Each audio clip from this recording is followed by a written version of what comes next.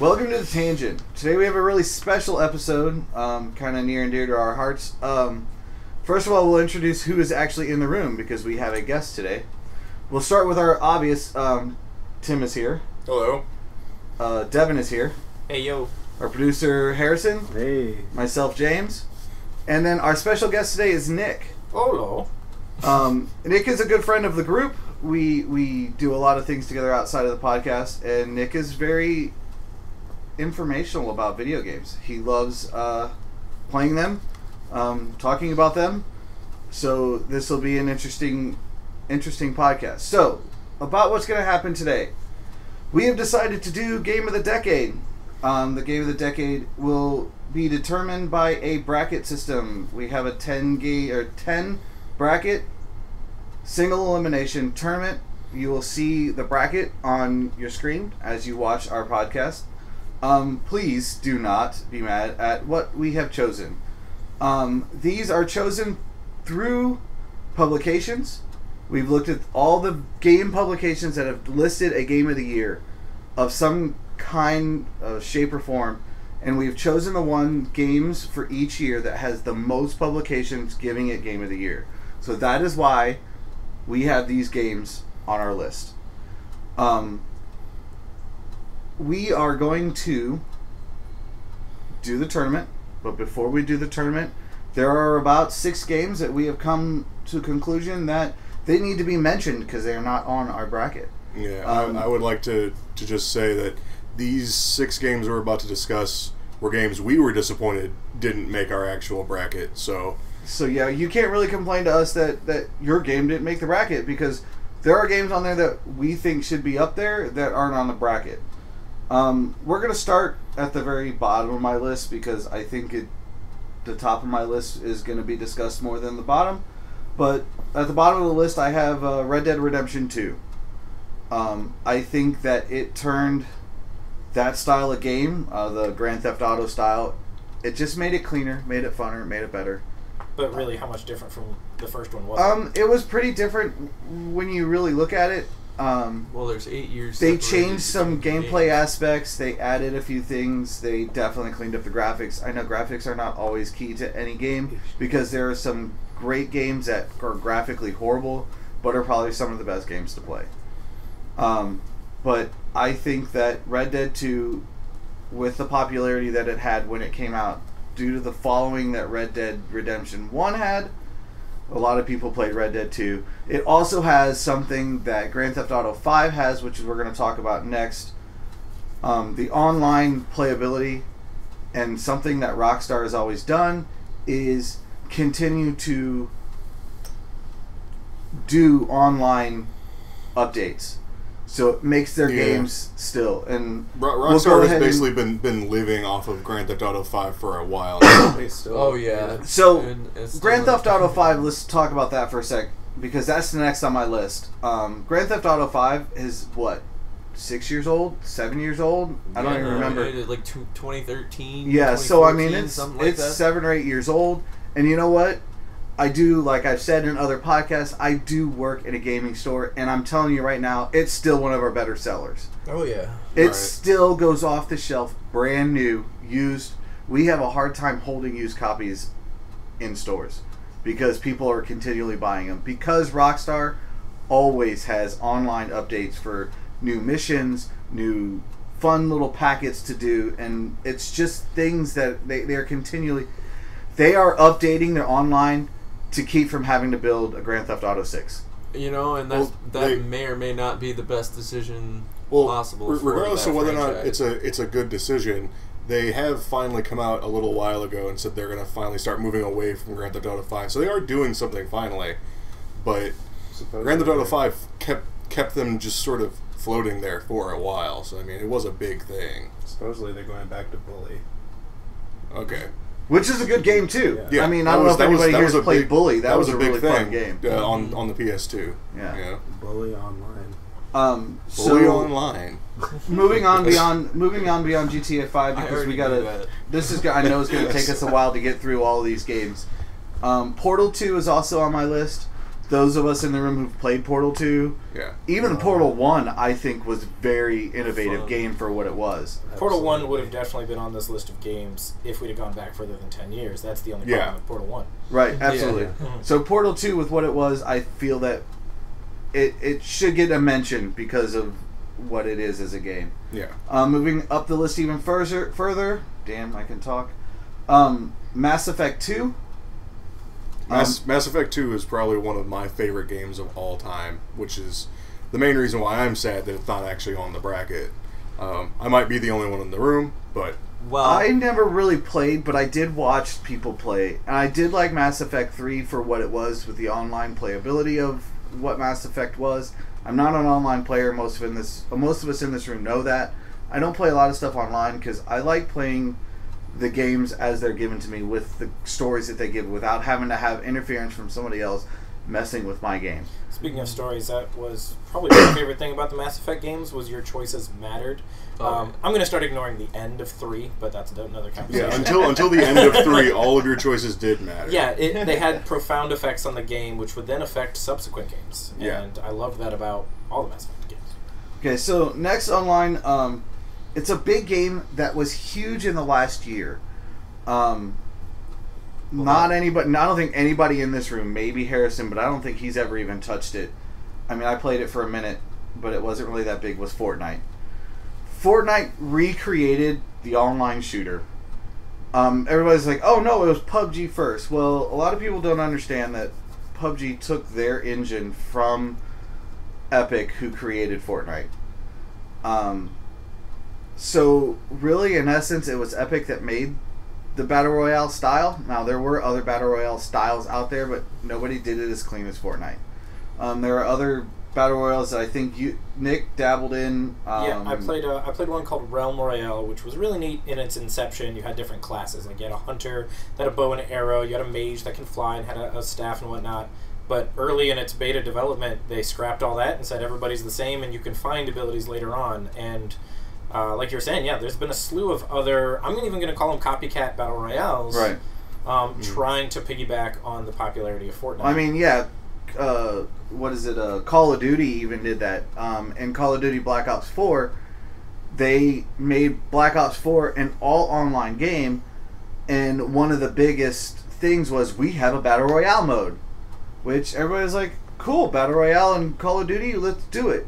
But again, Battle Royale is dying off finally, and I'm kind of glad because little kids coming into the gaming store asking for Fortnite. Yeah, I'm pretty sure. On my nerves. I'm pretty sure in 10 years we'll be able to look back and say that Fortnite ruined a generation.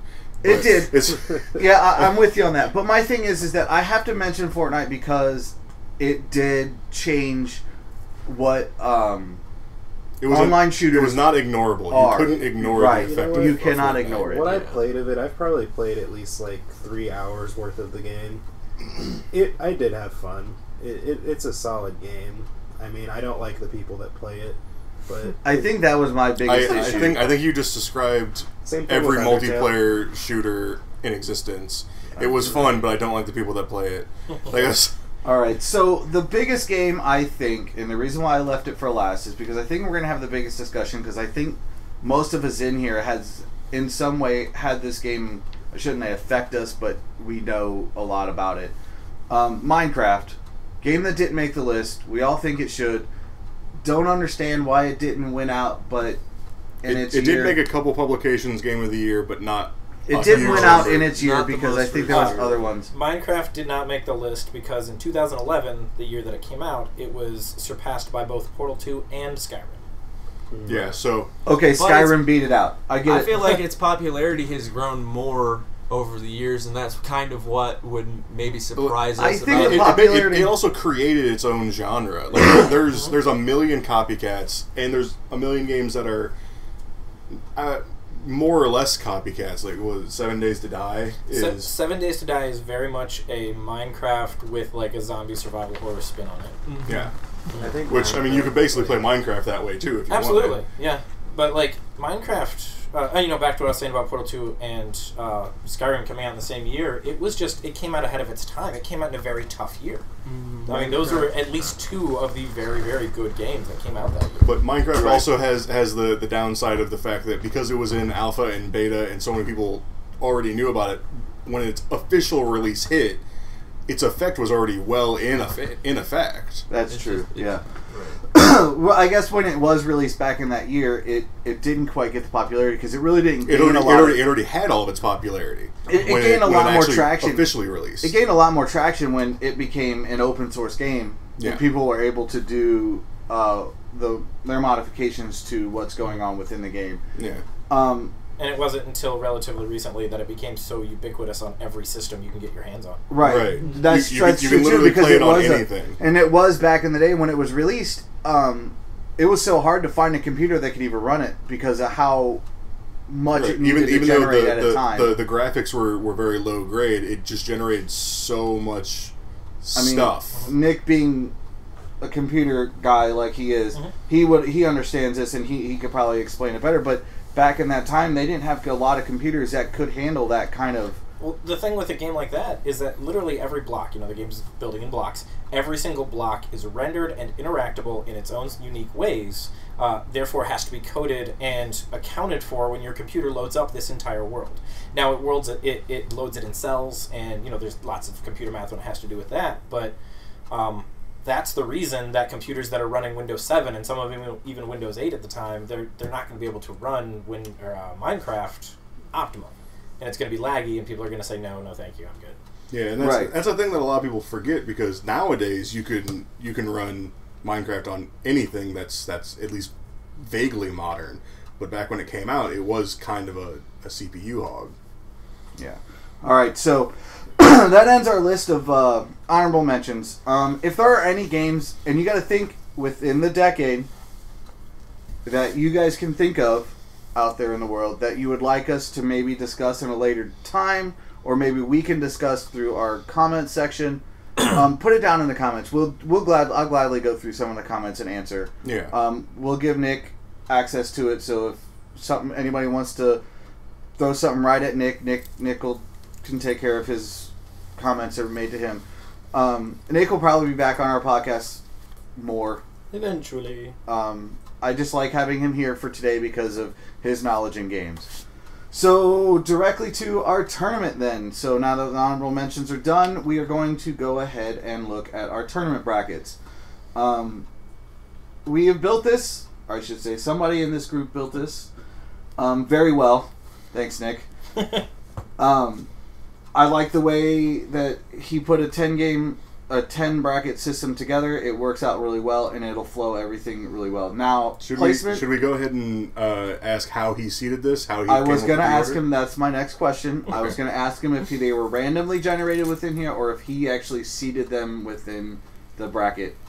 So they're definitely seeded. The two outer matches are, basically going to be your 7, 8, 9, and 10 with 7 versus 10, 8 versus 9, giving the rest of the other 6 teams just a bye into the official bracket. And the way that I seeded them between 1 through 10 would be the number of Game of the Year awards that they won within their year. For example, Legend of Zelda Breath of the Wild was far and away won the most Game of the Year awards within its year. So it got seeded at number 1. Overwhelming winner. Yep. Whereas number 10, sadly I had to go with the 2019 pick of Sekiro, not because of how few that it won, but because of how few awards are currently in publication for 2019. A lot of shows, magazines, etc. are waiting until February, March-ish to publicate them. So we should probably point out that by the time you're listening to this, Sekiro might not be the leader in 2019, but we're doing this kind of early and not everyone's released their Game of the Years yet. This subject for today was brought up by our producer Harrison. Came up to me one day and said he really wanted to do some kind of bracket game system. And this is something we all discussed together, and we've decided that Game of the Decade is actually a good idea. Something that we could discuss together, and it worked out. So thanks to Harrison for his input on what's going on here. Go ahead and finish the seating. I I mean, I guess that it really explains how I got 1 through 10. How we're gonna do the 2 matches on the outer corners just to get us down to an 18 bracket. But other than that, it's a pretty standard seeded bracket. You know, like you're gonna see in March Madness or anything else like that, where it tries to put the best teams versus each other toward the middle of the bracket. Okay. It'll make for a more interesting conversation, I think. So we're going to go ahead and start on the outer two. First, we're going to go ahead and start with Journey and Dragon Age Inquisition first, since it's on the left, and most of us read left to right, so we'll read this left to right. We'll go ahead and start with this one. So, first off, let's talk about Dragon Age Inquisition. Me, personally, I don't even think I've seen any gameplay on this. It's a game that kind of just flew under my radar, but I do hear about it quite a bit through gamers who enjoy that style of game. Anybody here played the game? I've played about 10 to 20 minutes of it. Anybody else have any? I have a lot of experience with the first Dragon Age. Okay. And I've seen a lot on the second and the third. From the way I understand the second, it's more of just a continuation of the first, and it makes no progress toward any story or anything at all. But we're talking about third here for Dragon Age Inquisition. And again, this is from what I understand, because I understand how the first game is played. It's kind of a medieval Mass Effect. You know, yeah, exactly. It's made by the same company even. But the third one in the series kind of opens up a lot of the world. It's like Skyrim. Yeah, it opens up a lot of the world. You're not just kind of on a railroad the way the first 2 are. And I feel that the character customization options, you know, as far as combat and whatnot, they're more meaningful and less punishing if you do something wrong. These are positive aspects I like about the game. But again, having not played more than a few minutes of it myself, I can't give too much on it. Yeah, so we're kind of at an impasse right here with Dragon Age, because I don't think any of us really... I will say that I am a fan of, you know, old BioWare, so I do have this little soft spot in my heart for Dragon Age as a series I didn't even play yet, but I like BioWare, so I look at things that BioWare did as, you know, just things that I look kindly upon them. Okay. So, we all good with Dragon Age? We'll move on to the Journey. I think there's only one of us in this room that's ever played the game. Yeah, so Journey was a PlayStation Network game. It was only like $5-10 or whatever. It had 2 to 3 hours tops of gameplay. It was best played with somebody else. It was mostly a 2-player game, and as the title implies, the game itself is about your journey. So you're this little sand-dwelling type person, so you've got this long flowing robe, and it's kind of Crash Bandicoot style, where you're behind your character and you're going forward and you're figuring out puzzles as you go. It's not a movement action style game. It's more of a puzzle solving and trying to find your way through from one point to the other, and there's this light at the top of the mountain, and this whole thing is your journey to try to get there. And the whole game, like I said, it's about the gameplay. It's about getting from point A to point B, and how that's meaningful. Okay. I also heard the music within it was pretty epic, and the way the way they introduced it and the way they used it to help story move on. Music in gaming is hand in hand. It's always been. You know, they always have music in gaming. The overall atmosphere of the game was, I'm not going to say it was stunning by any stretch of the imagination. Well, it was very graphically interesting. Yes. Yeah. To let everybody else know that we did do some looking of games that we might not have known, and we looked at a few reviews on our own. So we have seen what these games look like. We do know a little bit about them, but really, when it comes down to it, unless we've played it, we don't have a lot of input on what the game is. Right. So we're going to move on with this bracket, and we're going to go ahead and take a vote. So here's how we're going to do this. There are 5 of us in this room, and the reason why there are 5 of us in this room so that we have an uneven numbers, so that when the votes come out, there is a clear-cut winner. Another reason why Nick is in the room with us today. So we are going to go ahead and go around the room, and we'll go ahead and start with me and work our way around the room on a vote on which one should win.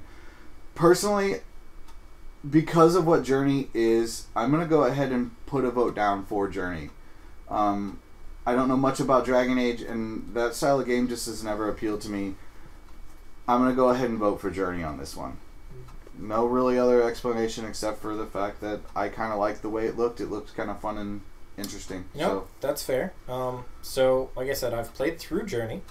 I enjoyed it quite a bit. I have not played through Dragon Age Inquisition. However, I am still going to vote for Dragon Age Inquisition. okay, I feel like there's obviously more content to the game. right. There's more of a option of free will when exploring the game. Whereas Journey has zero replayability to it also. Right. So that's a If good. you played it once, you've seen everything. All right, Tim. So having not played either game, but Journey is just not my style of game, and Dragon Age Inquisition, from everything that I know about it, is similar to Mass Effect in its play style, at least a bit. And like I said earlier, Mass Effect 2 is one of my favorite games of all time, so I'm going to have to throw my vote up to it because that seems more like a game that I would want to play as opposed to Journey, which is not a game I would actively seek out. Okay, so that's 2 for Dragon Age. Devin. Well, the tiebreaker's going to be redundant. My choice is also Dragon Age, but it kind of comes down to content, and we did mention the fact that it seems to be a game that's more enjoyable if you play with somebody, and honestly, I'm not really the type of guy that is just going to put in a random game that I don't know anything about and play on my own or with a buddy. You know, Gotcha. unless that buddy is like, hey, this game's awesome, let's play together. So my vote is kind of going to go towards Inquisition on those 2 points. Okay, so that then- just pretty much won the voting, but we'll go ahead and talk to Harrison. I'm guessing he's going to also make it a clear-cut winner. Yeah, my vote is also for Dragon Age Inquisition. From what I have played, honestly, the only reason that I didn't continue playing it is because it lagged really hard on my computer. It seems like something I would like a lot, so that's why I'm giving it my vote. Okay. So, with that one won, so Dragon Age Inquisition will move on in the bracket. We'll try to update that in the picture that's on our screen to show people where we're at. The next bracket we're going to do is we're going to go all the way to the far right, and we're going to do The Last of Us against Sekiro. Now this should be probably more interesting. This should be a lot more interesting of a discussion. and, honestly, for this one, I'm a lot more torn. Yeah, I'm pretty Yeah, torn this by one it, this too. one's going to be interesting. Now, to say right off the bat, I personally have not played them personally, but I've seen both of the games played. And to me, The Last of Us, for me, was always better to watch somebody else because it's more of an unfolding story. I was not a big fan of the way the game played. I thought it was a little slow. Yeah. But I could sit back and watch somebody play it because it's just like watching a movie. Let somebody else make the decisions. Let somebody else do the gameplay. And I just sit back and watch a movie. Last of Us. Yeah. Last of Us to me felt like a more, not immersive, a more interactable Hard Rain. You guys remember Hard Rain? Yeah. Right, exactly. And then I have heard it was it. a movie / game. I have heard it it was basically compared an to that. interactive movie. I have heard it compared to that quite a Oh. bit. And The Last of Us is in terms of gameplay, Last of Us to me was like a clunkier Uncharted. Well, yeah. And I wasn't a fan of Uncharted to begin with. So the fact that it's slightly worse than that to me was not a big selling point. But the story of Last of Us was amazing. So Yeah. watching someone else play it in a Let's Play or watching a buddy play it was a really good thing to watch. It was, and I think it would make a great movie or series, like a series of TV shows or something like that. Yeah. I think it would be great for that. But as a video game, I wasn't so big on it. Sekiro, I haven't played. We'll talk about Sekiro in a minute. We're going to Okay. go ahead and just talk about the one game for now. So, Devin, you have thoughts on Last of Us? I have actually played through Last of Us, and honestly, I agree with pretty much everything that's been said about it. It's not really, I mean, it's not really my style of game because it's so heavy on just interaction, and that's kind of going to turn me off to a kind of that kind of style of game. But the story of it was enough to carry me on and keep playing it, and I think that's the reason why it won. It says a lot when you say that a story heavy game is not your style of game, but the story was so good it kept you playing. Exactly, that says exactly, and that's why I feel like it's on the bracket for the year that it was put up for. You know. Okay, and Harrison, you have any thoughts on the? I haven't played The Last of Us, but I have seen footage of it, and I think that from what I've seen, like I know that the opening is like a really good opening in my opinion, and I remember it, like, and I have hardly any interaction with the game, but I remember that opening. That opening sticks with you. That was a very heavy opening. It was a very intense opening. So with The Last of Us talked about, we'll go to Sekiro, and we'll go around the room again. I'll go ahead, since I'm talking, I'll go ahead and start. I have not played it. I've seen a lot of reviews on it. I've actually watched Nick play for a few minutes here and there. The game itself looks amazing. I don't quite have the eye-hand coordination to play a game like that due to its need for timing. Timing games are... I mean, I do play sports games. We all know this. And timing is key in sports. But for some reason, when it comes to fighting style games like this, action-adventure style, I don't quite have the timing down for it. And I've never been good at it. So I love the game. I think the game itself was amazing. And the way they put it together, the story behind it, the fact that there is you don't get multiple weapons throughout the game where you get to change your sword to make it stronger. You keep the same sword throughout the whole game. The one you start with is the one you finish with. That is your damage dealer.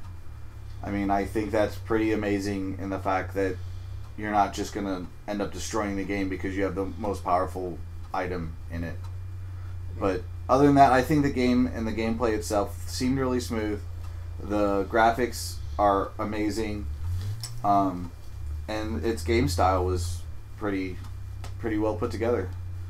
So, I mean, now Nick here has played it.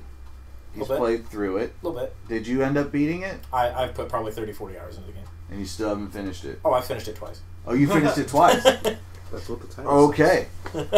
So, twice. Die twice. Yep. Twice. Sekiro so, I'll go ahead and hand over to Nick and let him I talk tell you, about it. Since I know I don't think anybody here has put as much time into the game that I have, so they're going to kind of focus on the good things. So I can point out some bad things to the game. To be a good antithesis to the last game, Sekiro's story can get confusing. A lot of it is hidden. In case you didn't know, it's a From Software game, which means the same people who did all the Dark Souls and the Bloodborne series. So a lot of the story is hidden in descriptions for things. It's hidden in some of the graphics that are within the game, and you have to go and look at this poster that you otherwise can't even interact with.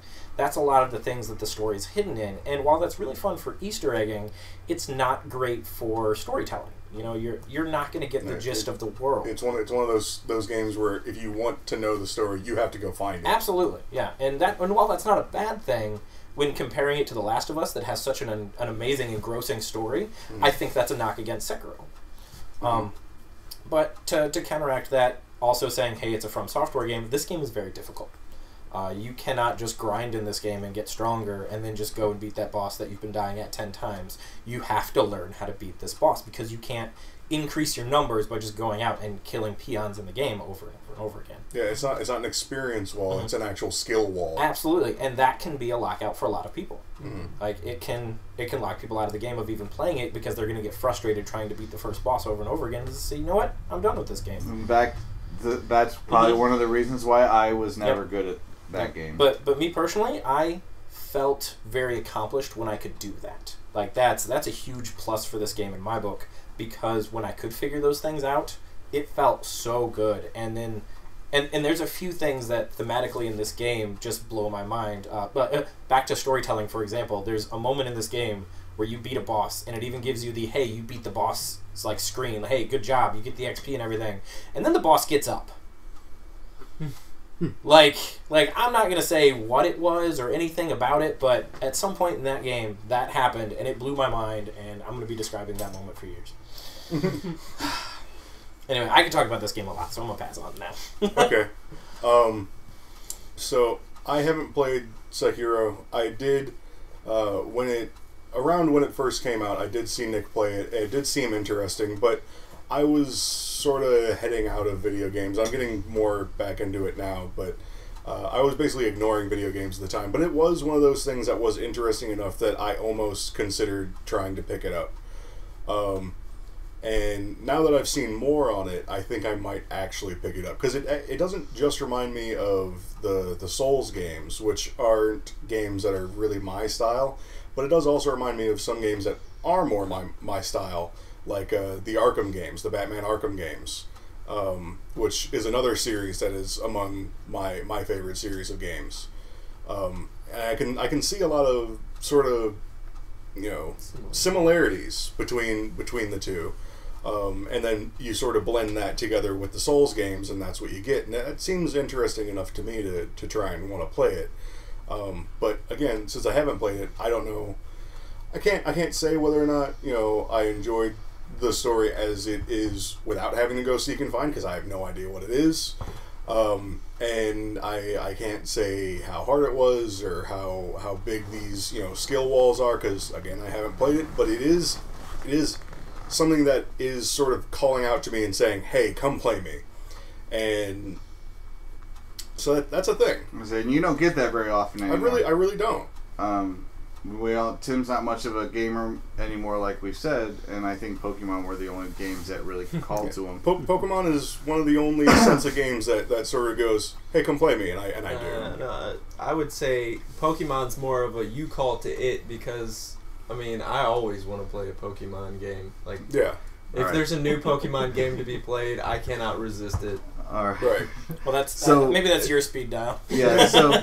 So if Tim, you done? I'm good. Okay, so we'll go ahead and go to Devin, so we don't get off into our typical rant. For I just want to make a comment. Pokemon. I think that these two games up against each other is a super enjoyable one for me. Because one of them is a game that's not my style that I played through all the way because of how good it is, and the other one is a game that is my style that I have not played at all. That is an interesting contrast. Exactly. It was a game that just requires skill. You can't just grind, and that's my style, because I love the satisfaction of being good at a game that requires an immense amount of skill. I don't know exactly how much skill it requires because I have not played through it, but just watching, the gameplay trailers and reviews and stuff on it, it's right down my alley. I'm gonna kind of compare it to one of my favorite games in that skill-based RPG style, and that's Shadow of Mordor. Oh, yeah. I absolutely enjoyed it. First time I got it, I played it and I sucked terribly for 2.5-3 months, playing it for a really long time every day. But once you just keep, you are grinding, but you're not grinding to make your character stronger. You're grinding to make yourself better at the game, and that's why that's my style of game. But that's pretty much all I have to say on that. So let's pass that to Harrison. I don't know a whole lot about this game, but I do know that it is similar to Dark Souls, and I do love Dark Souls. So I think that it would be a game I would enjoy for sure. I think I've seen the very beginning of it, and it seemed pretty fun. Yeah. So now here comes the hard part for the five of us, because I am completely torn between the two. I really don't know if I want to throw a vote up there, because I could vote for both of these at any point in time, at any point in the bracket. You almost feel kind of sad about eliminating one of them. I do actually. I do really feel really sad, because The Last of Us, the greatness of the story behind it. We've discussed books and movies and stuff like that before in other podcasts, and I love a good story. I love being told a story. I'm not always a big fan of interacting with said story, but I do love a great story, and The Last of Us is a great story. Sekiro has its own pluses and wanting me to make it the game to move on.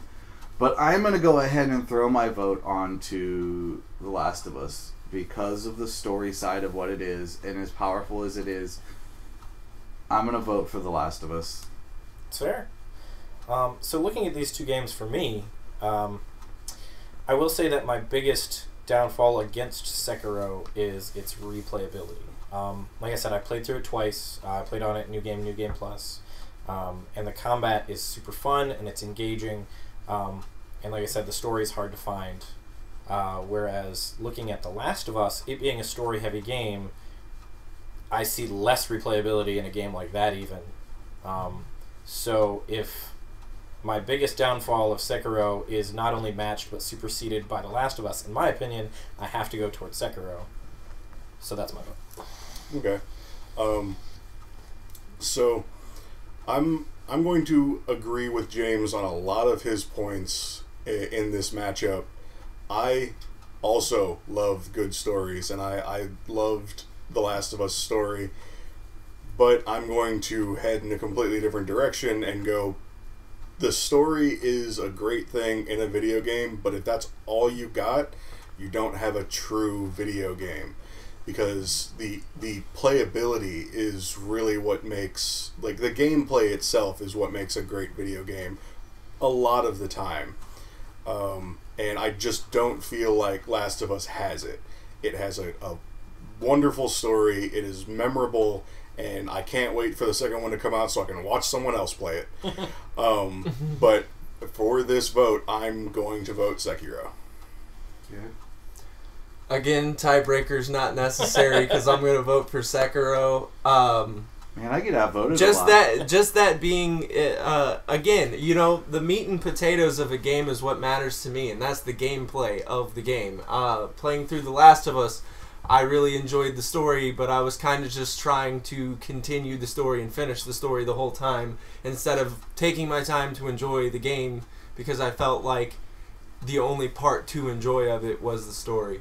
For me, not having played Sekiro, but hearing, you know, the comments made by Nick, having played through it with the confusion in the story, for me, I can accept that if the game is just amazing to play, and that's what's calling out to me again. You know, I'm gonna say this right now. There's probably gonna be a really good chance within the year that I play Sekiro, and I'm probably going to continue to be praising it. All right, Harrison, you have any thoughts, even though Sekiro's already won?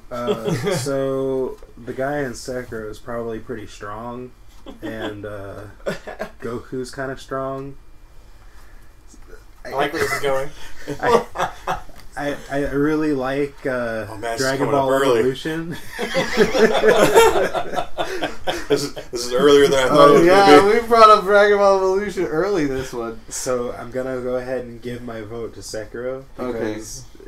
The butthurt is strong with James right now, guys. So, I don't really care. I mean, I'm just getting outvoted. I'm good with that. So, with me getting outvoted on a couple of these, we're going to go ahead and end this episode right now. We will finish up the next couple sections. I think it's going to end up being a couple-parter.